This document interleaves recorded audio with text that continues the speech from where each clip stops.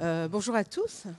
Bienvenue donc dans ce deuxième jour du festival Rue des Livres, où nous avons vraiment le plaisir d'accueillir Hubert Haddad pour 3 quarts d'heure de discussion, de découverte pour certains, ou en tous les cas de retrouvailles pour d'autres, autour de l'œuvre d'Hubert Haddad. Est-ce qu'on peut parler d'œuvre, Hubert, en fait, en ce qui vous concerne? Parce qu'effectivement, quand j'ouvre votre dernier livre et que je regarde dans les pages, dans les premières pages et les dernières pages, le nombre de livres que vous avez commis, si on peut employer cette expression-là, j'en ai compté 29, et j'ai pas compté les poèmes, j'ai pas compté les pièces de théâtre, et j'ai pas compté les nouvelles. Il y en a 76. 76, vous voyez. Donc c'est en oubliant les homonymes. J'ai 2 ou 3 hétéronymes, si vous voulez. Oui, d'accord. Ouais. Oui. Voilà. Mais on peut écrire comme Lope de Vega, 600 pièces de théâtre, ou Avicenne, 800 essais perdus. Et on peut écrire un seul livre, enfin, de quoi remplir 150 pages comme Rimbaud et faire œuvre. Oui. Et on peut en écrire des centaines et puis ne pas faire œuvre. Alors œuvre, c'est toujours un peu péremptoire. L'œuvre, on le verra plus tard. Hein, en fait, un artiste, il fait un pari, mais il n'est pas assuré, même avec la reconnaissance, si reconnaissance il y a, eh bien d'avoir fait œuvre. Ça, c'est le temps qui fait la différence. Le temps et puis aussi les siècles qui passent et donc personne, ni vous ni moi, seront là pour savoir, effectivement. Alors, ce qu'on vous avait proposé, ce que le festival vous avait proposé, c'était en quelque sorte de faire une sélection parmi tout ce que vous avez écrit pour nous en parler plus exactement. Hein. Donc, écoutez, je lis la dizaine de titres que vous avez donnés et vous réagissez sur celui qui vous semble peut-être... Voilà, celui qui vous fait envie, en tous les cas, ce matin. Alors, le premier livre de votre sélection, c'était L'Univers. Alors, L'Univers, c'est un livre qui est sorti en 2009. Ça commence, un homme est rejeté par la mer quelque part dans le Pacifique. Et après, donc... Voilà. Bon, probablement, et je crois que c'est presque une loi générale, les livres qui sont parus... le plus discret dans le travail d'un auteur, c'est souvent les meilleurs. On n'y peut rien, c'est comme ça. Pourquoi ? Parce qu'évidemment, il y a souvent sauf magnifique exception, hein, évidemment, comme L'étranger, mais il y a des livres apparemment plus secrets, plus ambitieux, et c'est d'accès moins facile. Immédiatement moins facile, mais petit à petit, ça devient plus accessible. Et bon, moi, je suis romancier, mais j'écris dans tous les domaines, le théâtre, les essais, la poésie. La poésie, tout a commencé par la poésie, et c'est souvent le cas. Il y a là aussi des exceptions, et on peut trouver tout d'un coup un enfant de 8 ans qui se mit à écrire des romans fleuves à la manière de Walter Scott. Ça arrive, hein, j'en ai connu un. Mais souvent, c'est la poésie qui surgit, et la poésie, c'est l'écriture immédiate qu'on peut travailler infiniment. Mais ça surgit là, c'est le présent de l'écriture. Et petit à petit, on diversifie, et puis on a ce rêve du roman. Et aujourd'hui, le roman est roi. Mais pourquoi le roman est roi ? C'est parce que le roman a tout absorbé. C'est-à-dire que le roman en soi n'est pas un genre. Il est tous les genres. Il est le dépassement de tous les genres. Dans le roman, vous avez, selon les auteurs que vous lisez, c'est plus axé sur la philosophie, avec par exemple les grands Allemands, Hermann Brock, Thomas Mann, Hermann Hesse et bien d'autres.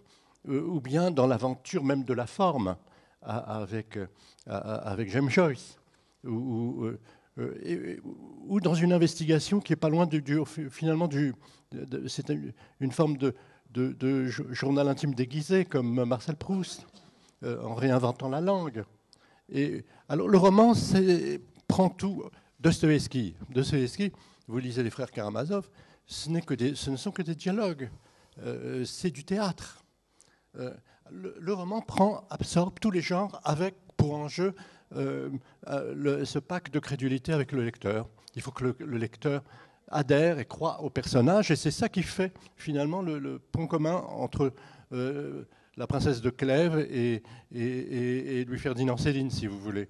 Hein, alors que si on le prend comme genre, il n'y a rien à voir d'un point de vue structurel et spécifique entre la princesse de Clèves et le voyage au bout de la nuit. Si, les personnages, ces fictions de fiction que sont les personnages.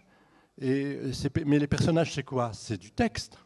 Et Julien Gracq, qui n'est pas a priori un avant-gardiste, avait une jolie formule. Qu'est-ce que c'est au fond un personnage? Qu'est-ce que c'est au fond un personnage? C'est des mots découpés dans des mots. Mais il y a ce pouvoir d'évocation et de captation du lecteur qui, lui, va l'identifier, lui donner une forme et rêver avec lui et vivre avec le personnage, alors que le romancier, il se laisse prendre, bien entendu, mais il est au travail. Il sait bien qu'il faut tenir. C'est une création continue, que le personnage soit toujours là, vivant et se perpétue. Bon, l'univers, il s'est trouvé qu'on écrit des romans, et puis il y a une grande fatigue parfois de répéter des mêmes formats, des mêmes modules, des mêmes stratégies. Il y a des romanciers qui adorent ça, et qui font très bien ça, comme, disons, Modiano, où le roman est à peu près dans la même composition, structure, avec les mêmes enjeux, avec mais il y en a d'autres qui ne peuvent pas. Moi, je ne peux pas. Il faut que je retrouve une nouvelle forme. Et à un moment de ma vie où j'étais où je vivais des temps dispersés, éclatés, j'étais toujours en voyage, toujours dans les trains, les avions. Et bien, m'est venue l'idée de l'univers. C'est l'histoire d'un homme qu'on découvre échoué sur un rivage dans le Pacifique, et qui a tout oublié. Il est amnésique. L'amnésie n'est jamais entière. Il y a des flashs, des retours. Et ces retours sont bouleversants, évidemment. Quelqu'un qui ne sait plus qui il est, et tout d'un coup, eh bien, il a un retour de mémoire. Et ce retour de mémoire, il ne peut pas englober toute sa vie. C'est tel ou tel moment. Et mon personnage, il a un agenda, une sorte d'almanach devant lui, dans le lieu où il est. Et il décide, pour essayer de se reconstituer, eh bien, à chaque fois qu'il y a un retour comme ça de mnésique, il va noter un mot de manière alphabétique pour pouvoir se repérer, puisqu'il va tout oublier après. Eh bien, quand il ouvrira il reconnaîtra son écriture, il saura où il est, il comprendra le stratagème, il comprendra l'idée, évidemment. Et le roman va se composer comme ça. Et c'est un roman, et c'est un dictionnaire. Je crois que c'est le premier roman dictionnaire, au moins en langue française. Il y a eu une sorte d'encyclopédie qui s'est faite un peu avant, mais c'est les Oulipiens, notamment Queneau et Pérec, rêvaient de faire un roman dictionnaire. Pour moi, c'était évident qu'il fallait que je le fasse. Et il a 500 pages. Je l'ai augmenté d'édition en édition. Et mon personnage, quand il y a ce retour de mémoire, eh bien, c'est à la fois des souvenirs ténus d'enfance, des choses très délicates, très ténues, et puis c'est aussi des choses beaucoup plus visibles, comme par exemple une étoile ou un phénomène galactique, parce qu'il découvre, en même temps qu'il a vécu dans les pays de l'Est pendant la guerre, qu'il a connu la persécution, il découvre qu'il était astrophysicien. Et alors, l'univers, parce que justement, il y a cette dimension un peu quantique entre le subjectif délicat et la réalité comme en coïncidence. D'ailleurs, j'ai publié au Mercure de France dernièrement un récit qui s'appelle Coïncidence. Les coïncidences exagérées. Voilà, exagérées, oui. Et lié un petit peu à cette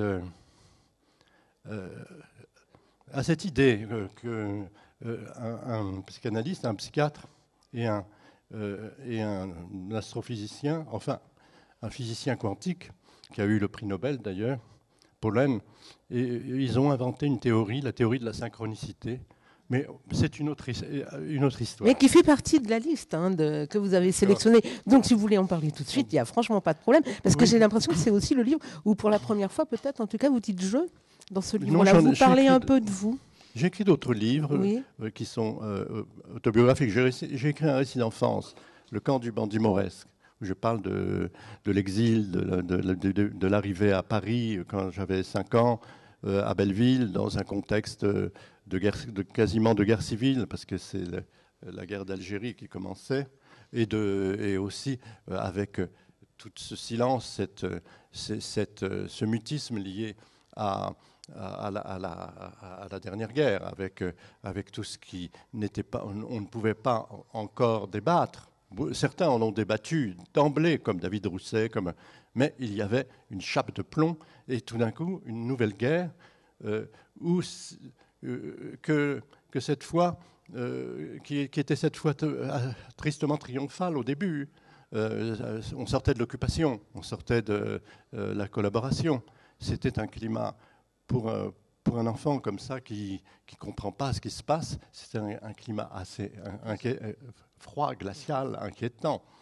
Et j'ai écrit aussi La vitesse de la lumière, c'est un autre récit où je parle de mes voyages. Je suis un homme des gares, je n'arrête pas de prendre les trains, les avions, et ça m'est apparu, et puis j'ai parlé de tous ces rencontres que je fais. La vie n'est qu'une occasion de rencontre, Victor Hugo.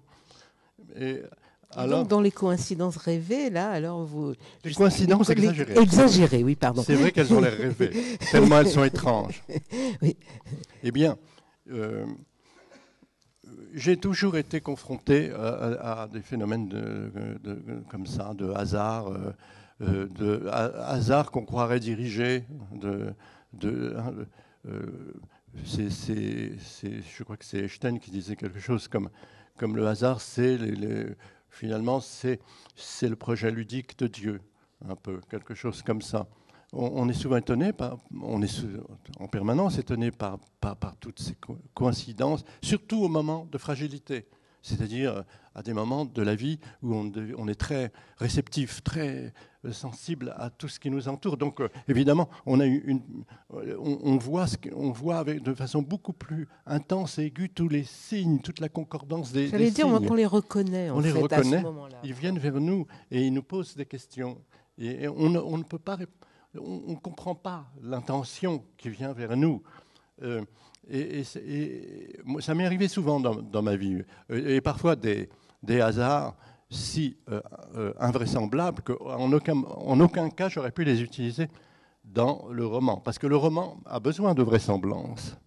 L'invraisemblable, lorsque l'invraisemblable est là avec une symétrie parfaite, on ne peut rien en faire. On ne peut pas l'utiliser de manière romanesque. Ou aussi dans le fantastique, parfois dans la littérature fantastique à l'occasion. Mais enfin, bon, là, on m'a proposé donc dans cette collection Traits et portraits au Mercure de France de participer à cela. Moi, je suis un peu... c'est une édition où il y a des dessins, on peut mettre des images. Ça me plaisait beaucoup. On a toujours, de manière emblématique, Nadja d'André Breton, qui est un magnifique livre avec des images. Et les images sont partie prenante du récit. D'ailleurs, les images sont là pour ne pas s'empêtrer dans des descriptions. Tout d'un coup, ce n'est pas la peine de décrire Nadja, elle est là, ou telle situation mystérieuse. Elle est par une image énigmatique. Et les coïncidences exagérées a été, tout d'un coup, quand j'écrivais, c'était le 13 novembre 2015. Et j'ai un frère qui a eu, à ce moment-là, le soir des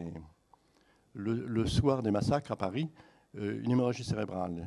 Il devait se faire soigner, il a eu un AVC, et ce soir-là, eh bien, il est mort le dimanche, mais c'était fini. Il était en salle de réanimation. Et ce soir-là, j'étais invité chez un des propriétaires c'est une affaire familiale, le Bataclan, et un des propriétaires est un éditeur qui m'avait publié, les éditions Tot, Daniel Abrecat. Et ce soir-là, plein de coïncidences se sont mis en... Et moi, j'étais bouleversé par ce qui arrivait à mon frère, mais il s'est passé des faits. Je devais partir, je ne suis pas parti, je devais partir au Mali. Je devais me retrouver avec la francophonie, parce qu'il y avait on m'avait demandé de participer dans cet hôtel, dans la capitale, dans cet hôtel qui a été mitraillé. Je n'y suis pas allé. Quelques semaines plus tard, ou plus tôt. Non, c'était très vite, à peu près en même temps. À ce moment-là, il y a ma fille Héloïse, elle adore, elle veut être cinéaste, elle a fait déjà des petits films. De jolis petits films, des moyens métrages. Elle veut faire un long métrage, mais pour gagner un peu sa vie, elle part dans des croisières, dans des petits paquebots comme ça, des petits bateaux qui vont très loin. Et là, elle était partie dans l'Antarctique pour quelques mois. Elle avait quitté les îles Malouines, ils avaient fait une escale par là, et elle partait dans les glaces. Et le bateau, à ce moment-là, le bateau prend feu. C'est les salles des cabines. Un incendie dans un paquebot ultramoderne. D'ailleurs, ça a été bien caché par les médias parce que le Ponant, c'est une compagnie très chic que un certain monsieur Pinault a racheté. Et elle se retrouve par tempête dans une chaloupe.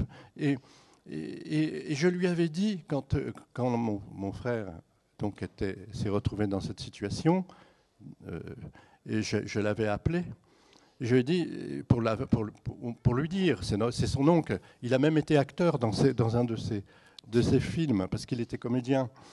Et je lui annonce, et elle dit, je pars, je rentre, je veux être là.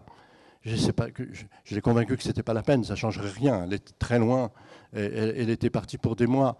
Elle va pas, ça ne sert à rien. Quand elle reviendra, on aura le temps Et elle a accepté. Et puis, le lendemain, son bateau prend feu. Et tout ça dans le même moment. Et je ne vous cite que quelques cas de coïncidence. Et c'était comme un bombardement de coïncidences. Et évidemment, c'est souvent comme ça lorsqu'on est affecté, quand on est dans une émotion, quand on est bouleversé, eh bien, le monde devient plein comme s'il y avait un espace intentionnel qui se met en place.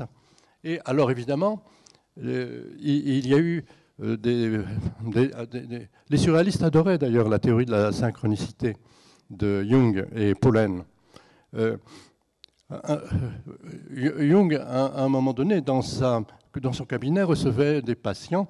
Et un jour, il a reçu une patiente qui était avec laquelle il avait un travail d'analyse. Mais elle était bloquée. Ça n'avançait plus.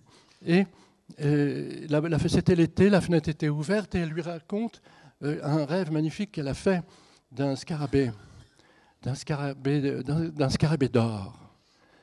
À ce moment précis, par la fenêtre, arrive un scarabée d'or et se pose sur le bureau. Parce que Jung n'utilisait pas le divan. Il travaillait en tête-à-tête avec ses patients et se pose sur la table entre elle et lui. Et il a dit, le voilà votre scarabée.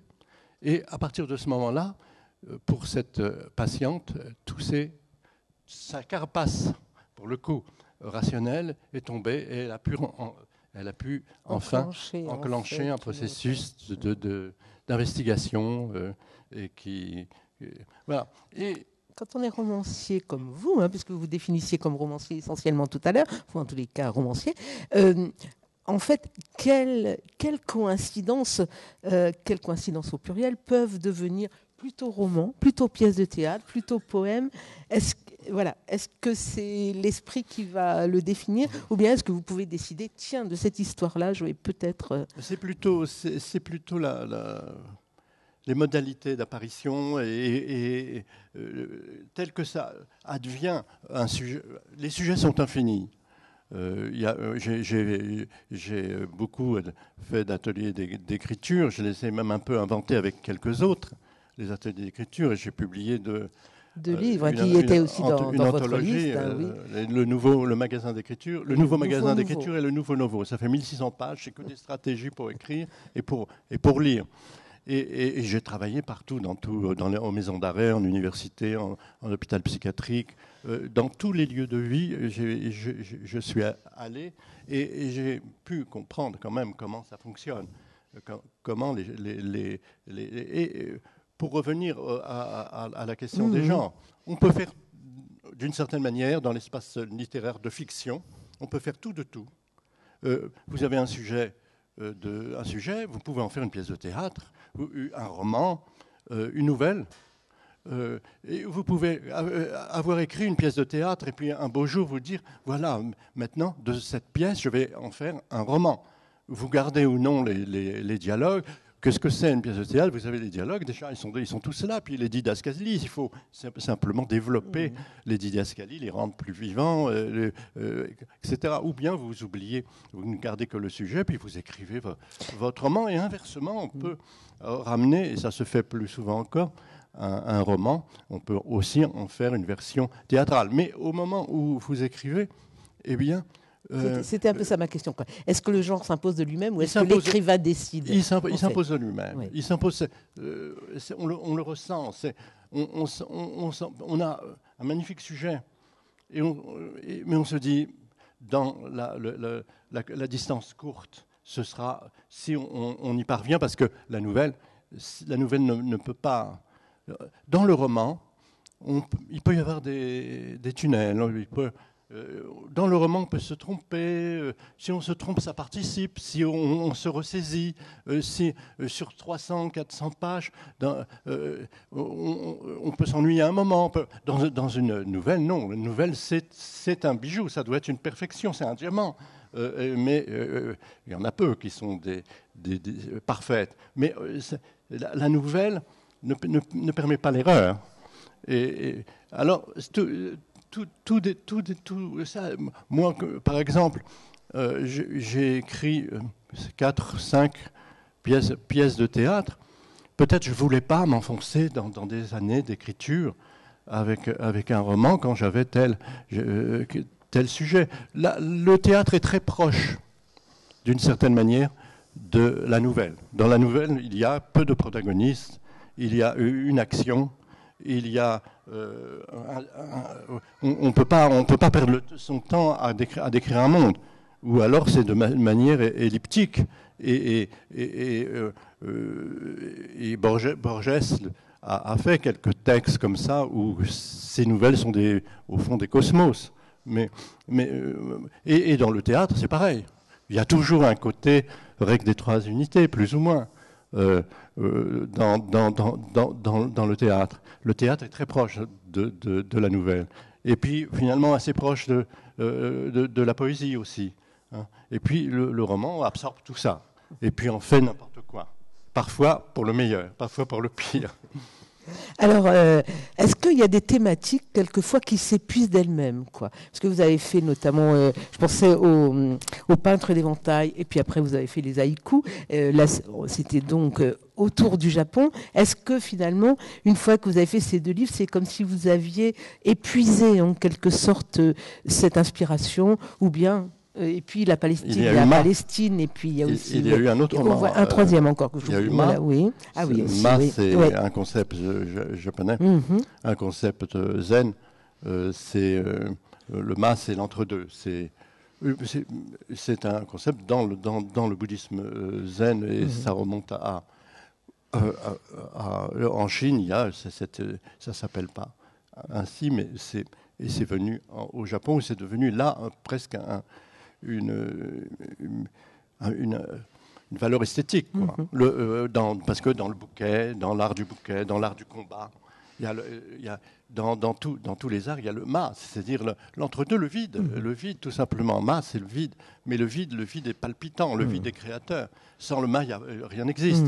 Si tout était compact, comme aux premières microsecondes de l'univers, eh bien, rien n'est possible. Sauf qu'aux premières microsecondes de l'univers, eh bien, tout allait se déployer et dans une palpitation peut-être infinie entre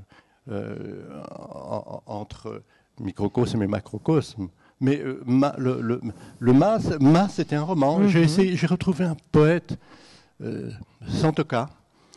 C'est un poète qui était un jour, c'était un jeune homme qui a vécu son enfance dans un village comme ça, près dans la mer, un peu dans l'est, dans le sud-est de l'île principale. Et il avait 12 ans, sa mère s'est jetée dans un puits. Et il a vu sa mère se jeter dans un puits. On a remonté sa mère de ce puits, morte. Et il est devenu hagard à partir de ce moment-là. Hagard, et puis très vite, il s'est livré à la boisson. Il est devenu un peu adolescent, il s'abandonnait, il était perdu, quoi. Et son père, qui était un homme, un fermier riche, qui était coureur, c'est peut-être le motif pour lequel sa mère s'est jetée dans le puits, a eu une très bonne idée, comme ça, il a dit, il faut que je sorte mon fils de cette morosité, alors je vais faire une entreprise, une brasserie de saké. Et c'est lui qui va diriger la brasserie de saké, son fils. Qu'est-ce qu'il a fait, son fils? Il s'est noyé dans le saké. Et un beau jour, il s'est mis devant un train. Il s'est mis devant un train, parce que, pas pour se suicider, hein, on ne se met pas devant un train forcément pour se suicider, parce que pourquoi se mettre ici ou là, pourquoi pas devant un train? Et le train est arrivé et il s'est arrêté pile devant son nez. Tous les passagers sont descendus. Qu'est-ce qu'on va faire de lui? Nous, on doit continuer notre voyage. Et il y en a un qui a dit, il y a un temple là-haut. On va le monter là-bas, ils vont s'en occuper. On l'a monté dans le temple et il y avait un maître qui a dit au pauvre Santoka, il ne s'appelait pas encore Santoka, Shoshi. Santoka, c'est son nom de poète. Parce que au Japon, on vous donne un nom. Parce que pourquoi on va garder son nom, son nom ordinaire? On vous donne un nom pour la poésie, on vous donne un nom pour l'au-delà, dans le bouddhisme zen, dans le bouddhisme en général. Et ce maître lui dit, tu restes là le temps que tu veux, je ne t'embête pas, reste là. Tu fais ce que tu veux, tu lis, tu te promènes. Il est resté 1 an. À la fin, le maître l'a tondu. Il a dit, maintenant tu es un moine et tu vas voyager. Tu es un moine vagabond, un moine errant. Ne bois pas trop. Tu peux boire toi un peu si tu veux, mais pas trop. Et il a passé le reste de sa vie à marcher à travers les montagnes, à marcher de temple en temple. Et sur les chemins, il s'arrêtait pour écrire des haïkus. Et il a écrit les haïkus les plus simples au monde. Le haïku, c'est pas grand-chose. C'est 17 syllabes, c'est même pas des syllabes, c'est des sons, des morts. Et puis pour saisir l'instant, pour saisir l'instant, pour atteindre un absolu. Mais tout ça dans une telle délicatesse et sans effet surtout. C'est le contraire d'un aphorisme, un haïku. Et lui est allé dans une simplicité. Il a abandonné les codes. Il a inventé avec quelques autres le haïku libre, quoi. Mais c'est des haïkus minimalistes. Il est connu au Japon, mais pas trop ici. Et je l'ai suivi dans son itinéraire. Il faut dire que le Japon, j'étais pas allé, quand j'ai écrit le Pan d'éventail, j'étais allé en Haïti. Il y a 1 an après le tremblement de terre, et je suis allé là dans un pays détruit. J'étais assez bouleversé par tout ce monde qui était, malgré les milliers, les centaines de milliers de morts, et n'était pas du tout dans la désespérance et dans la dépression. Ils étaient dans la vie. Étrange énergie. Et je suis rentré en France, et puis il y a eu Fukushima. Enfin, le séisme, le tsunami, et je me suis mis à écrire des haïkus. J'avais fait écrire des haïkus quand je faisais des ateliers d'écriture aux enfants. Ils adorent ça, les enfants. Ils comprennent très vite, les petits de 10 ans. Et je me suis mis à mon tour à écrire des haïkus. J'en ai écrit 1000. Parce que Et puis mon éditeur m'a dit un jour, pourquoi tu écris des haïkus? Tu n'es pas japonais, qu'est-ce qui te prend? Et ça m'a réveillé. Et je me suis dit, ces haïkus, c'est pas moi qui les ai écrits, c'est mon personnage. C'est Maître Ozaki, c'est Matabe, c'est mon personnage, cet homme transparent qui est derrière une pension comme ça où vivent des gens solitaires. Il y a un jardin de pensée, un jardin de rosée, un lieu magique où l'univers finalement se reflète. Et c'est ce vieil homme écrit le soir, après avoir travaillé dans son jardin, écrit sur des éventails des haïkus. Et il fait évidemment avec le même pinceau le dessin et les haïkus. Et Matabe qui est là parce que c'est un exilé, il fuit un drame qu'il a vécu. Il observe ce maître, ce vieillard transparent auquel personne ne fait attention. Et il sait qu'il y a un mystère avec ces éventails. Il sait qu'il y a un mystère. Ce mystère lui sera révélé quand il sera trop tard pour tout, puisque cette auberge, cet endroit, ce jardin, est à proximité de la mer c'est là que vont se produire les événements de destruction, le séisme, etc. Et ce minimalisme, c'est une tentation aussi pour l'écriture de romans. Enfin, ça me frappe à chaque fois que je lis vos livres. C'est à la fois c'est dense. Hein, dans le dernier, voilà, ça fait petit livre qui n'essaye pas d'impressionner son public en pesant une tonne. Hein. Et puis vous mettez un temps fou à le lire parce que c'est à la fois dense, resserré et complètement foisonnant. Quoi. Et je me demande comment vous y arrivez en fait. Quoi. C'est le travail. Je ne suis pas un minimaliste. Quand on aborde la culture nippone, qui n'est pas non plus minimaliste, on essaye de trouver le tempo et cette simplicité fondamentale qu'il y a de cette espèce de retrait où la poésie peut surgir, mais désassujettie absolument. Où l'ego n'apparaît nullement. Mais j'ai écrit des livres comme L'Univers qui font 500 pages, j'ai écrit des romans qui foisonnants, baroques. J'ai participé à un mouvement qui s'appelle la Nouvelle Fiction, où la Nouvelle Fiction est morte, où c'était des écrivains d'ailleurs passionnants, hein, comme Frédéric Tristan, Château-Renaud, Marc Petit. Et on était plutôt dans le baroquisme. Mais un roman comme Première neige sur Pondichéry. Première neige sur Pondichéry, j'ai parti en Inde, du Sud, à Pondichéry. De Pondichéry, j'ai pris un de ces taxis. C'était vraiment une voiture ambassadeur. Ambassadeur.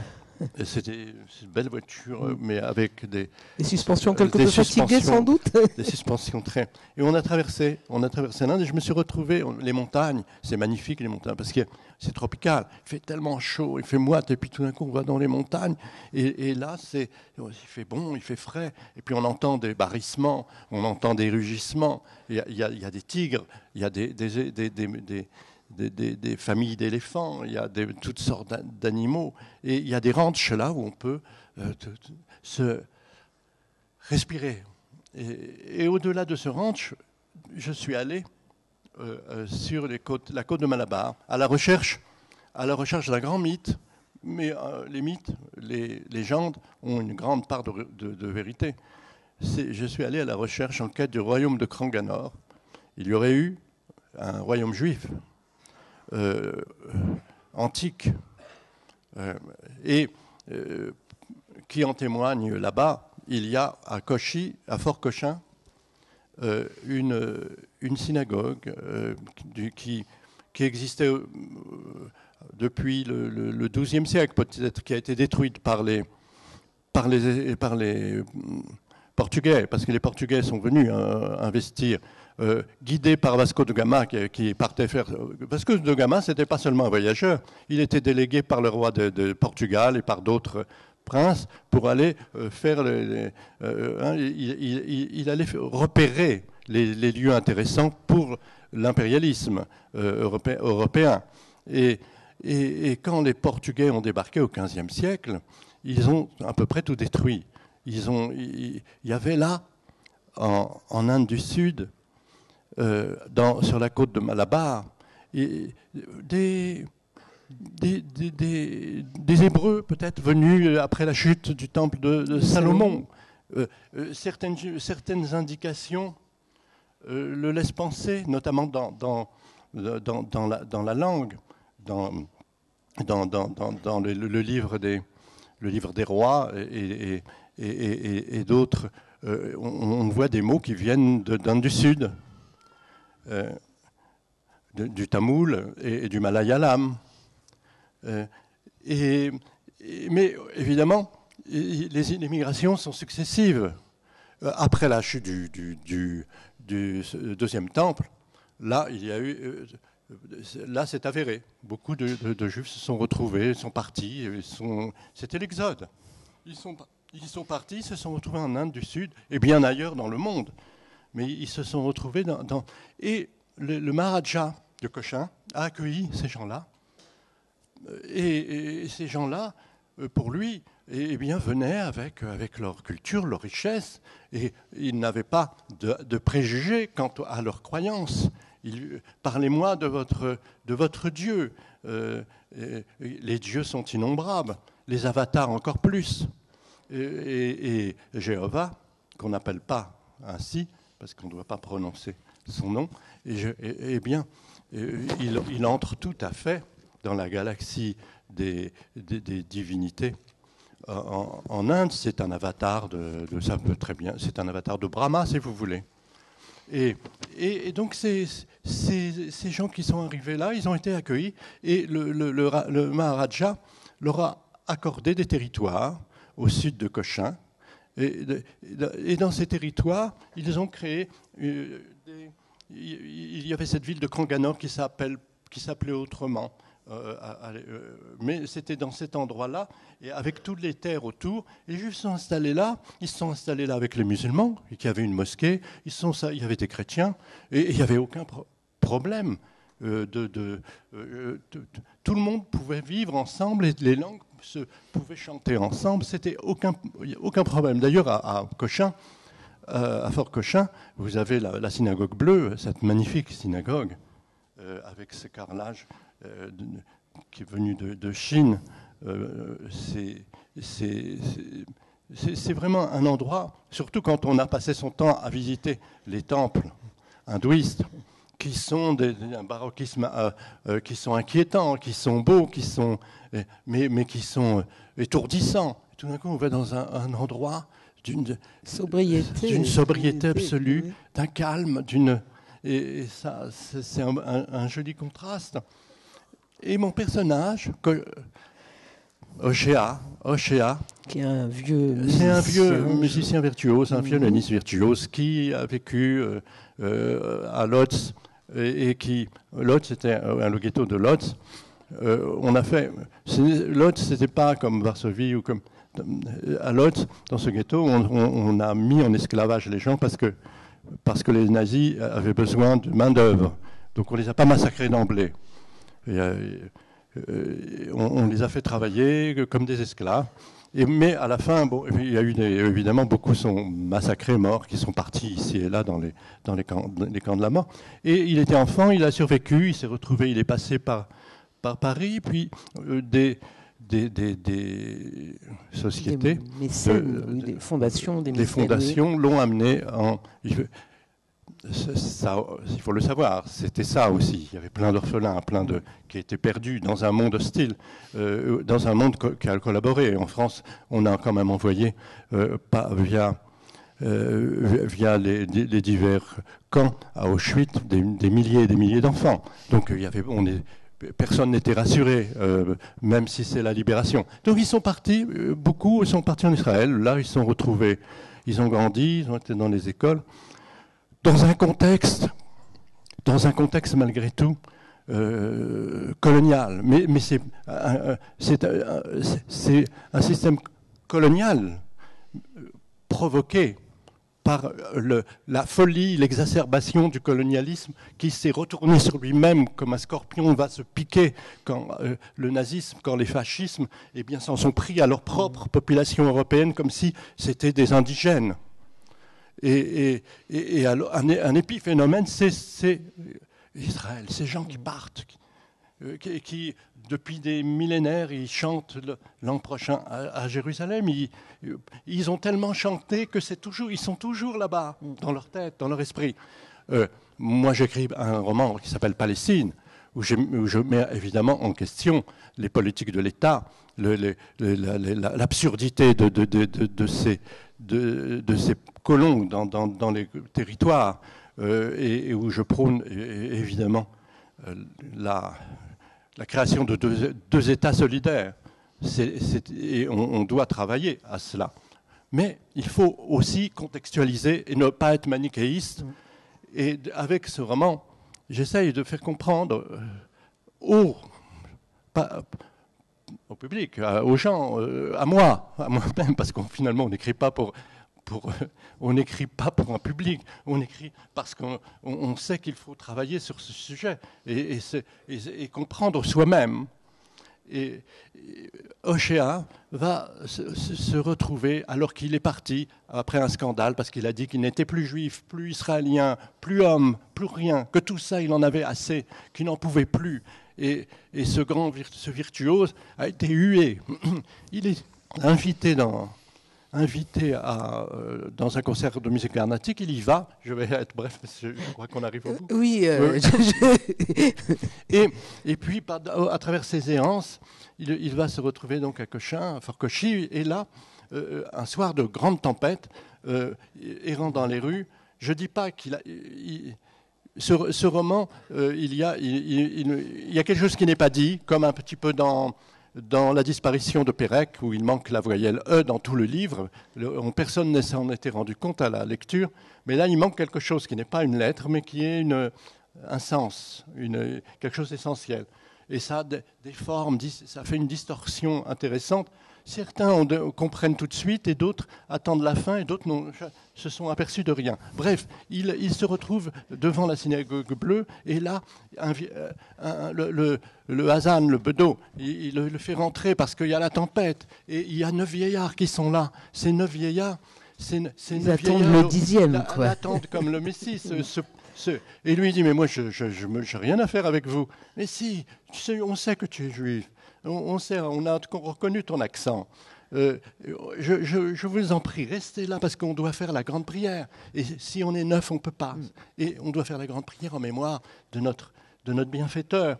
Et si vous acceptez, eh bien, nous vous raconterons l'histoire du royaume de Kranganor, l'histoire du judaïsme antique, ce judaïsme antique qui est bien antérieur à la création d'Israël, qui est une culture, parce que qu'est-ce que c'est le judaïsme? Une culture.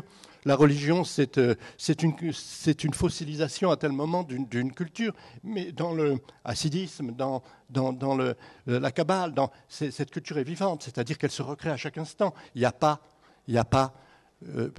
personne n'est né. Rien n'est ancré dans les gènes. Tout ça, c'est un leurre d'imbéciles savantissimes. On vient de naître, on est tous pareils. On vous prend, on vous met là, vous allez acquérir la culture là. On vous met dans une forêt. Si une louve vous recueille, vous aurez la culture de la louve. Et donc, la culture, c'est une invention permanente. C'est ça qui est beau. Sinon, c'est quel intérêt si c'est inscrit dans les gènes? si c'est inscrit de manière héréditaire, c'est ridicule, ça n'a aucune valeur. Vous êtes chrétien, vous êtes chrétien dans vos origines, c'est ridicule. La parole évangélique, c'est la liberté, c'est l'invention permanente de la fraternité. Alors, chacun des vieillards, l'un après l'autre, va lui raconter l'histoire, et lui, il va partir de là, changer un peu, parce que un peu réconcilié. Je ne suis pas sûr qu'il retourne à Jérusalem. Eh bien, donc ça s'appelle Première neige sur Pondichéry. J'espère qu'il vous a donné l'envie d'aller beaucoup plus loin. Est-ce que vous êtes capable d'en parler en 1 minute? Revue de littérature et de réflexion. Prenez votre micro. Eh bien, on s'est mis avec des écrivains. On a décidé de se décentrer, de ne plus être à Paris, de se décentrer. C'est une revue qui concerne la Méditerranée, mais on a décidé de se décentrer, de se positionner dans le Maghreb, et dans le Maghreb avec plein de ces écrivains magnifiques, et dans ce drame qu'on vit toujours, avec ce drame irrésolu encore, de drame colonial irrésolu, et qu'il faudra bien résoudre, et bien de travailler avec tout ce monde-là, et avec l'Afrique. Et il y a beaucoup d'écrivains qui viennent d'Afrique, mais toute la Méditerranée, des Grecs, des Italiens, et puis toute l'Europe, et puis on invite des gens du monde entier. On invite des gens du monde entier, il y a 100 contributeurs par numéro, tout ça dans un esprit de liberté, d'invention, et dans le refus des replis identitaires, et dans le refus aussi de tout ce qu'on voudrait nous laisser croire, que tout est perdu, rien n'est perdu, la vie elle commence pour nous tous, nous sommes de passage, et c'est ce qu'on essaye de vivre. Alors on part avec la revue, on va à Alger, on va au Maroc, on va à Istanbul, on va à Paris. Au Salon du Livre, je suppose, dans Salon du Livre à Québec. Oui, et il y a de très beaux auteurs, très beaux textes, des auteurs qu'on connaît bien, comme Boualem Sansal, comme Bernard Noël, comme Adonis à l'occasion, et puis des auteurs qu'on découvre, des jeunes auteurs, ça sert à ça une revue. Une revue, c'est par la revue que l'édition est née, parce que la revue, c'est l'investigation, c'est la recherche, c'est l'échange, et il y a aussi on essaye de revisiter le champ littéraire avec de raviver des voix majeures comme Mohamed Dib. Il y a des inédits dans le 2e numéro, comme Driss Shraibi, le grand écrivain marocain. Kateb Yassine est toujours présent, mais aussi de grands écrivains de partout, du monde entier, dans cet esprit libertaire, quoi. Eh ben, je vous invite aussi à la découvrir. Je crains que la minute ne soit un petit peu...